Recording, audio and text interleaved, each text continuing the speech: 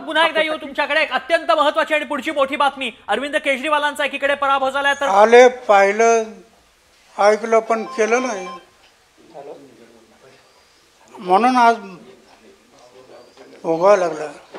अरविंद केजरीवाल स्वतःही पडलेत आणि मनीष सिसोदिया ते स्वतःही पडलेले आहेत निवडणुकीच्या ह्याच्यामधून, काय कारण वाटतं त्याची? मी आधीच सांगितलं होतं पक्ष आणि पार्ट्या जोपर्यंत आहेत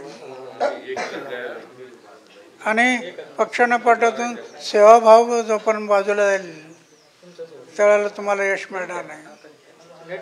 सेवाभाव केजरीवालांशी तुमचं बोलणं झालं होतं का या काळामध्ये? नाही, या पक्ष आणि पार्ट्याच्या आधी तोपर्यंत माझं बोलणं होत होतं। पक्ष आणि पार्टी काढली तेव्हापासून मी बोलणं बंद केलं। तुम्ही सरकारमध्ये ज्यावेळेस आंदोलन केलं दिल्लीला लोकपालचं त्यावेळेस भाजप सरकार आता तिथं आलेलं आहे दिल्लीमध्ये, काय वाटतंय?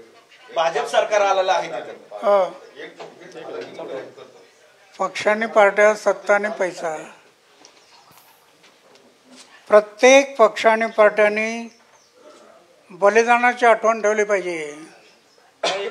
या देशाच्या स्वातंत्र्यासाठी 1857 ते 1947 90 वर्ष ज्या लोकांनी बलिदान केलं, फासावर गेले, जेल भोगलं, भूमिगत राहिले, त्यांना नेहमी आठवण ठेवा।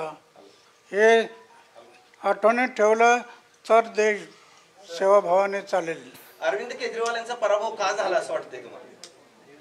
दारू डोक्यात शिरले ना, दारूच्या दुकान डोक्यात शिरले। अरे पक्षाने पार्ट्यांना दारूच्या दुकानाने लायसन्स हे कितपत बरोबर आहे? हे असायला नको होतं। एकच मिनिट हे लावतो। अण्णा बराच वेळ बोलले, थोडं पाणी आणू का प्यायला? नारळ पाणी प्या थोडं, एकादशी। हॅलो, नाही कनेक्ट केलं ना आता, बघा ना।